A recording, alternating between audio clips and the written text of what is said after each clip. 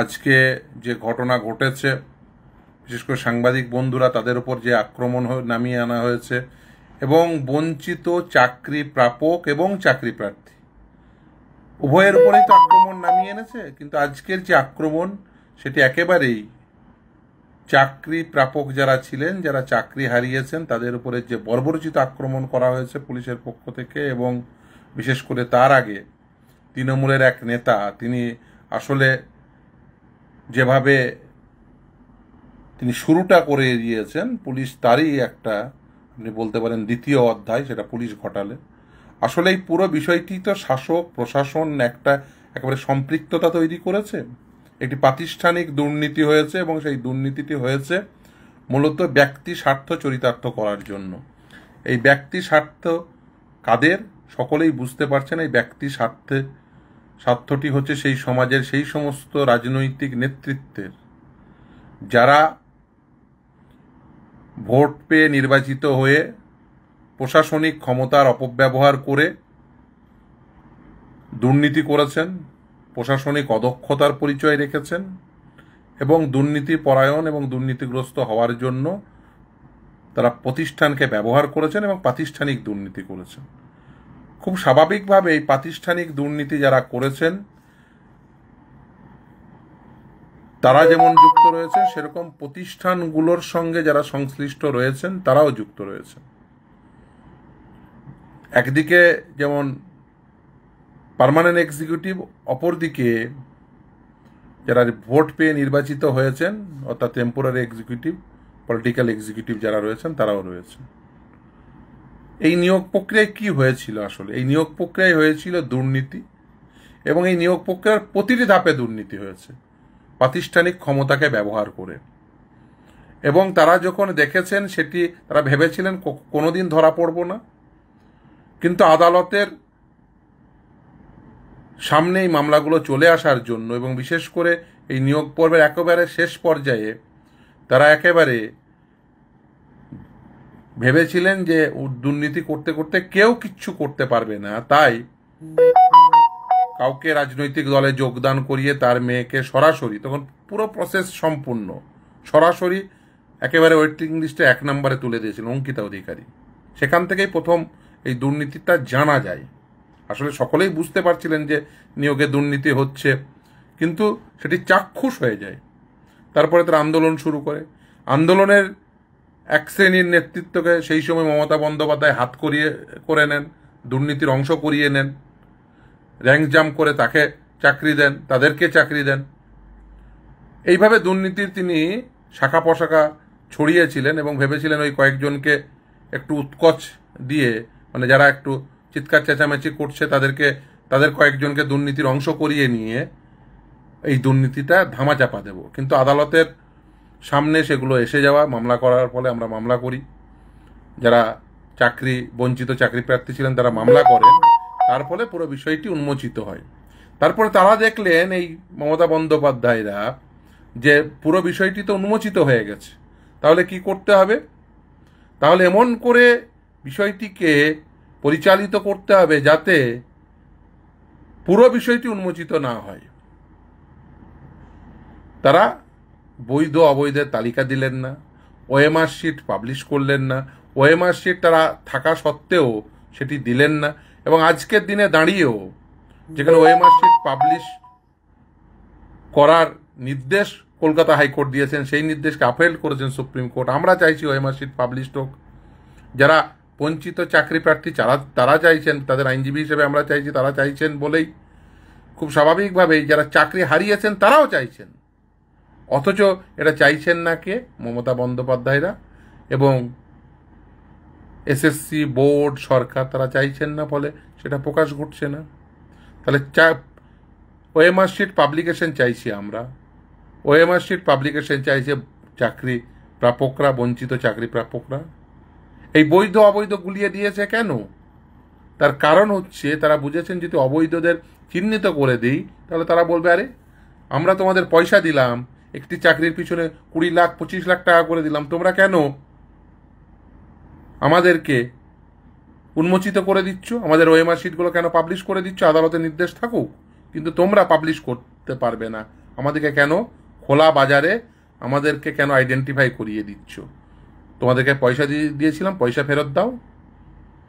এই ভয়ে তারা এই টাকা চাইবে, এই ভয়ে তারা ওএমআর শিট পাবলিশ করছেন না। এই ওএমআর শিট পাবলিশ না করা একজনেরও চাকরি যাবে না, এটা কে বলেছিলেন? মমতা বন্দ্যোপাধ্যায় বলেছিলেন। তিনি যদি বলতেন সেদিন না না যারা সাদা খাতাতে জমা দিয়ে চাকরি পেয়েছে তাদের চাকরি যাবে, তাদের কে চাকরি দিয়েছে, অন্যায় করে কেন চাকরি দেবে? আচ্ছা, প্রশাসনে মানুষ কেন বসে? চোরেদের যাতে ভালো করে চুরি করতে পারে সেই জন্য। পুলিশ মন্ত্রী কিসের জন্য আছেন? পুলিশ মন্ত্রী তো এই জন্য আছেন। পুলিশ কেন রয়েছে? যাতে চোরেরা চুরি করতে না পারে। বলবেন না না ঠিক আছে, চোরেদের বিষয়টিও আমি দেখব। মমতা বন্দ্যোপাধ্যায়ের বলাটার অর্থ তো সেটাই, প্রথমে যোগ্যদের তারপরে অযোগ্যদেরও দেখব বিষয়টা, মানে চোরেদেরও দেখব, মানে চোরেদেরও চুরি করার সুযোগ দেবেন তিনি। এবং এক্স্যাক্টলি সেটাই করেছেন, চোরেদের চুরি করতে দিয়েছেন এবং নিজেও চুরির ভাগ নিয়েছেন। বড় ভাগটা তিনি নিয়েছেন, 75-25-এর 75টা তিনি নিয়েছেন এবং 25টা অন্যদের মধ্যে ভাগ করে দিয়েছেন। এই ওএমআর সেখানেই আছে যেখানে এই টাকাগুলো রয়েছে। আজকে আন্দোলন দেখছেন বিকাশ ভবনের সামনে, যেভাবে একটি গণতান্ত্রিক আন্দোলনে যারা অংশগ্রহণ করেছিলেন তাদের উপর যে বর্বরচিত আক্রমণ করা হয়েছে, আমি তার নিন্দা করি এবং গভীরভাবে নিন্দা করি।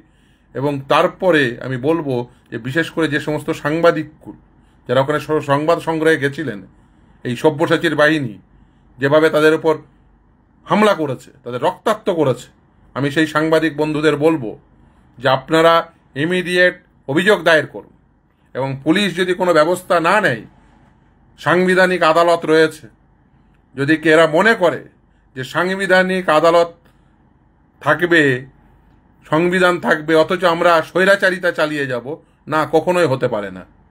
এদের এই স্বৈরাচারিতা চলতে পারে না। এবং আপনারা যেটা দেখছেন, যেটা করছেন, বিশেষ করে যারা এই 4টে নিয়োগ প্রক্রিয়ায় বঞ্চিত হয়েছেন, এই 4টে নিয়োগ প্রক্রিয়ায় আপনি যদি দেখেন সর্বমোট প্রায় 31,21,000 চাকরি প্রাপক মার্জনা করবেন, তারা পার্টিসিপেটেড ক্যান্ডিডেট রয়েছেন। এবং এই সংখ্যাটি আমি কিন্তু কোনো মন গড়া সংখ্যা বলছি না, সংখ্যাটি 22 লক্ষ একদম মোটেও নয়। তার কারণ হচ্ছে এই সংখ্যাটি সুপ্রিম কোর্টের সামনে এসএসসি তথ্য দিয়ে তারা বলেছিলেন যে এই সংখ্যাটি অ্যাকচুয়ালি কত। আমি আপনাদের সুবিধার্থে যে সেই সংখ্যাটি কোন নিয়োগ প্রক্রিয়ায় কত, কারণ এরা 22 লক্ষ বলে 8-9 লক্ষ ওএমআর শিট হাফিস করে দেওয়ার ধান্দা করেছে।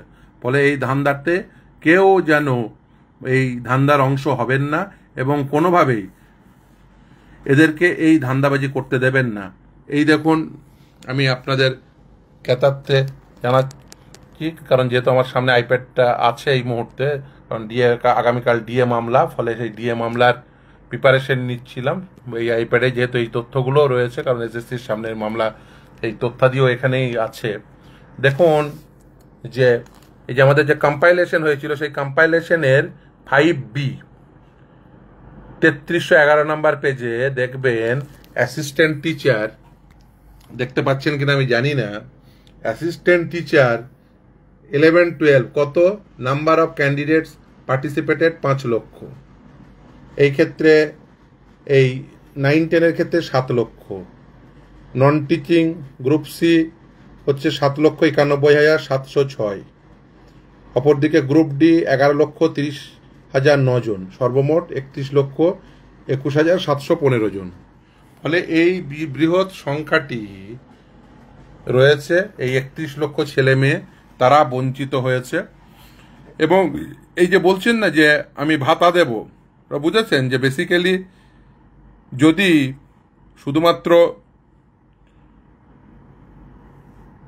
আমি এদের কোনো প্রকার সুবিধা না দিই, টাকা না দিই, তাহলে এরা হয়তো ওই টাকা, যে টাকা দিয়েছেন, চাকরি কিনেছে, সেটা ফেরত চাইবেন। এবং তারা আজকে যেটা বিকাশ ভবনের সামনে আন্দোলন দেখছেন, যারা টাকা ফেরতের যে আন্দোলন, আমি নিশ্চিতভাবে বিশ্বাস করি সেটা হবেই, আজ না হয় কাল, সেটির গভীরতা সম্পর্কে এরা ভয় পেয়েছেন। তাই দেখছেন না মাঝে মাঝে এরা বলছেন যে ভাতা দেব। এরা ভালো করে জানেন যে নির্দিষ্ট করে এই 31,21,715 জনকে বঞ্চিত করে তাদের মধ্য থেকে শুধুমাত্র যাদের কাছ থেকে টাকা নিয়েছি তাদেরকে ভাতা দেব, এই জিনিস তো চলতে পারে না। এই জিনিস এরা চালাতে চাইছেন একটাই কারণে, তারা ভালো করে জানেন এটা আদালতের সামনে এলে মুখ থুবড়ে পড়বে। আমরা বলছি যে না, যে মমতা বন্দ্যোপাধ্যায় যাদের কাছ থেকে টাকা নিয়েছেন শুধুমাত্র তাদের টাকা দেবেন সরকার, জনগণের ট্যাক্সের টাকা, তা হবে না। এই 31,21,715 জন যাদের অ্যাডমিট কার্ড রয়েছে তাদের প্রত্যেককে ভাতা লাগবে, কম্পেনসেশন লাগবে মাসে 50,000 টাকা করে। এবং আমি দৃঢ়ভাবে বিশ্বাস করি আজ না হয় কাল এই আন্দোলন আরও তীব্রতর হবে। এই গণতান্ত্রিক আন্দোলন আরও তীব্রতর করতেই হবে। তার কারণ প্রতিষ্ঠানগুলো বাঁচাতে হবে। এই মমতা বন্দ্যোপাধ্যায়রা ক্ষমতা পেয়ে এই প্রতিষ্ঠানগুলোকে নষ্ট করেছে, একটার পর একটা প্রতিষ্ঠানকে নষ্ট করে। এই এসএসসি, সেই এসএসসিতে প্রতি বছর হতো।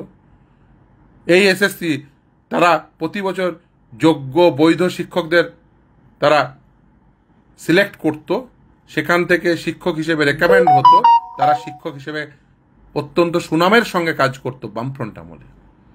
কি এমন হলো মমতা ব্যানার্জি ক্ষমতায় এলো আর সকলে দুর্নীতিগ্রস্ত হয়ে গেল? আসলে তা নয়, উনি বেছে বেছে দুর্নীতিগ্রস্তদের নিয়ে এসে চেয়ারে বসিয়েছেন। উনারই তো আবিষ্কার মানিক ভট্টাচার্য, মানিক রত্ন, এদের তো উনিই এনেছেন। সুবীরেশ, ডক্টর শান্তিপ্রসাদ, পার্থ চ্যাটার্জি, উনি বেছে বেছে বাজার থেকে যে ওর স্বার্থ কে কে চরিতার্থ করবে, বাজার থেকে কে কে ওর জন্য ভালো এজেন্ট হবে, ভালো টাকা তুলে দেবে, মমতা ব্যানার্জি ওই বেছে বেছে এজেন্ট বানিয়েছেন, এজেন্টদের পদে বসিয়েছেন, টাকা তোলার এজেন্টদের। মমতা ব্যানার্জির ওটাই ওর একমাত্র লক্ষ্য, রাজনীতিকে ব্যবহার করে ব্যক্তি স্বার্থ চরিতার্থ করা। এবং তিনি সেটাই করে গেছেন। তার ফলে প্রতিষ্ঠানগুলো একটার পর একটা সেগুলোকে কোলাপস করার সমস্ত রকম বন্দোবস্ত করেছেন, সেগুলোকে দুর্নীতিগ্রস্ত করেছেন, প্রাতিষ্ঠানিক দুর্নীতি করেছেন। অনেকেই বলছেন যে ডিএ মামলা নিয়ে অনেকেই খোঁজ নিচ্ছেন।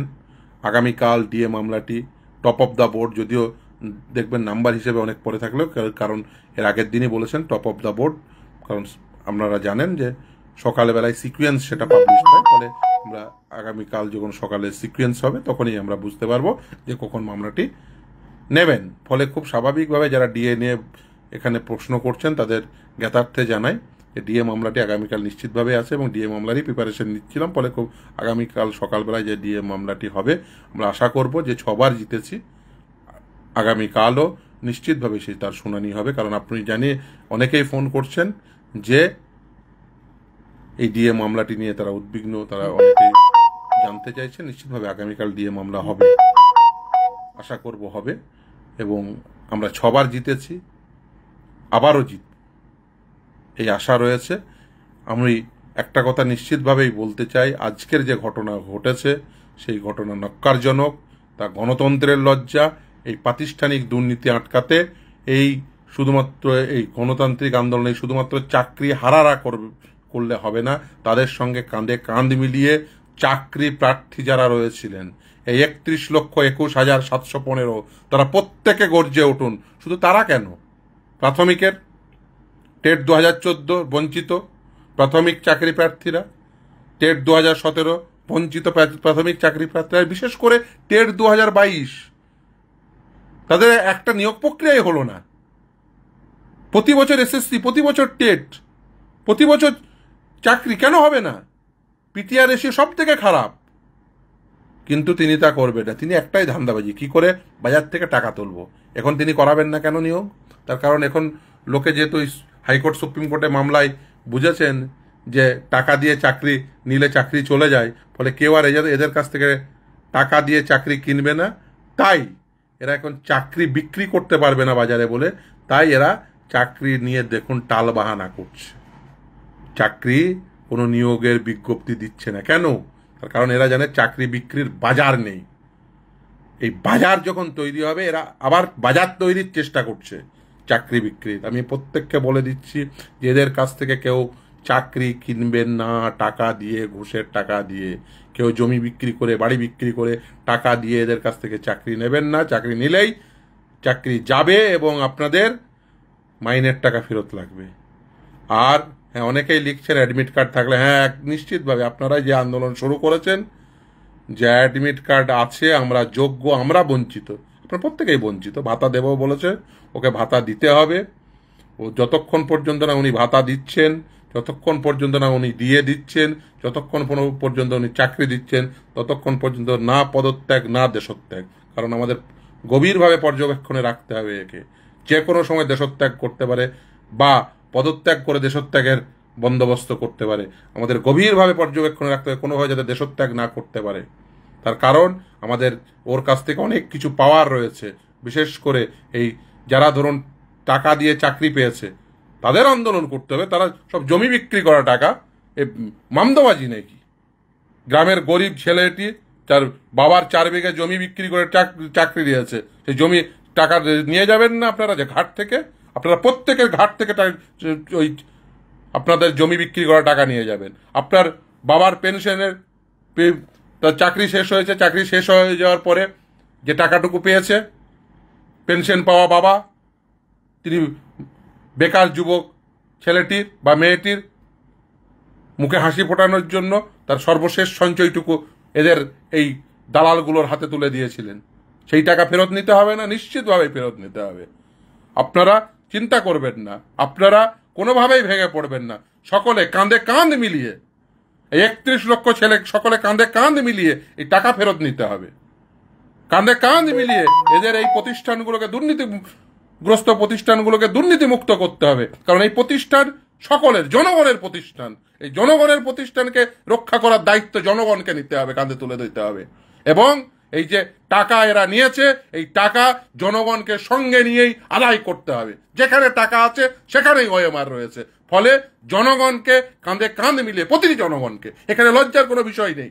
আপনারা স্বীকার করে নিন, আপনারা জনগণকে আপনারা বন্ধুদের সঙ্গে নিয়ে যান, দিয়ে একসঙ্গে যাকে টাকা দিয়েছেন, পাড়ার তৃণমূল নেতাকে টাকা দিয়েছেন, তাকে ধরুন, সে নিশ্চিতভাবে তার কাছে পুরো টাকাটা নেই, তাকে ধরে নিয়ে একসঙ্গে তার উপরে যে যাকে টাকা দিয়েছে তার কাছে পৌঁছে যান, তাকে সঙ্গে নিয়ে একসঙ্গে তার উপরের দালালের কাছে পৌঁছে যান, তারপরে আলটিমেট মন্ত্রীর কাছে পৌঁছে, তারপরে আলটিমেট যিনি সর্বোচ্চ শিখরে রয়েছেন 14 তলা, ওই 14 তলায় পৌঁছে যান।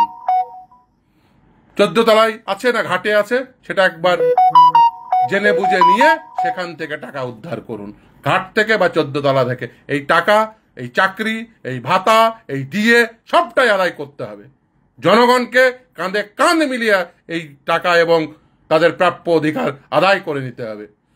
আমি বিশ্বাস করি, দৃঢ়ভাবে বিশ্বাস করি, জনগণ তাদের হকের দাবি, তাদের হকের পাওনা সবটাই আদায় করে নেবে। এবং প্রত্যেকে কাঁধে কাঁধ মিলিয়ে এই লড়াই করতে হবে। এই দুর্নীতিগ্রস্ত প্রতিষ্ঠানগুলোকে, যেগুলোকে দুর্নীতিগ্রস্ত করে দিয়েছেন, একে দুর্নীতিমুক্ত করতে হবে। এই প্রতিষ্ঠানকে, এই সিস্টেমকে আমাদের রক্ষা করতেই হবে। কোনো ব্যক্তি স্বার্থে এই প্রতিষ্ঠানগুলোকে নষ্ট করে দেওয়া যায় না। এরা চেষ্টা করছেন ব্যক্তি স্বার্থে এই প্রতিষ্ঠানগুলোকে উঠিয়ে দেওয়ার। সে এসএসসি হোক, সে বোর্ড হোক, সে কলেজ সার্ভিস কমিশন হোক, কি সে West Bengal board of primary education হোক, প্রতিটি প্রতিষ্ঠানকে দুর্নীতিগ্রস্ত করেছেন। এবং এর বিরুদ্ধে আমাদের যৌথতার সঙ্গে প্রতিটি জনগণকে আমি আহ্বান করছি, এই পশ্চিমবঙ্গবাসীকে কাঁধে কাঁধ মিলিয়ে এদের বিরুদ্ধে লড়াই জারি রাখুন। এবং আমাদের এই জিনিস করতেই হবে। সময়ের দাবি, ব্যক্তি স্বার্থে এই প্রতিষ্ঠানগুলোকে জলাঞ্জলি দেওয়া যায় না। তাই লড়াই যেমন আদালতে চলবে, লড়াই সেরকম রাস্তায়ও চলবে। এই উভয় লড়াই চলবে, আদালতের লড়াই এবং রাস্তার লড়াই। এই যৌথ লড়াই আমাদের ঈপ্সিত লক্ষ্যে পৌঁছে দেবে। আমাদের ঈপ্সিত লক্ষ্যকে গণতান্ত্রিক পদ্ধতিতে এই প্রতিষ্ঠানগুলো পরিচালিত হবে, নিয়ম মেনে, আইন মেনে এই স্ট্যাটুটরি বডিগুলো পরিচালিত হবে। কোনোভাবেই এই প্রতিষ্ঠানগুলোকে নষ্ট হতে দেব না, দুর্নীতিগ্রস্ত হতে দেব না। এবং কোনোভাবেই এই দুর্নীতিগ্রস্ত লোকেদের এই প্রতিষ্ঠানগুলোর পদে কোনোভাবেই থাকতে দেওয়া যাবে না।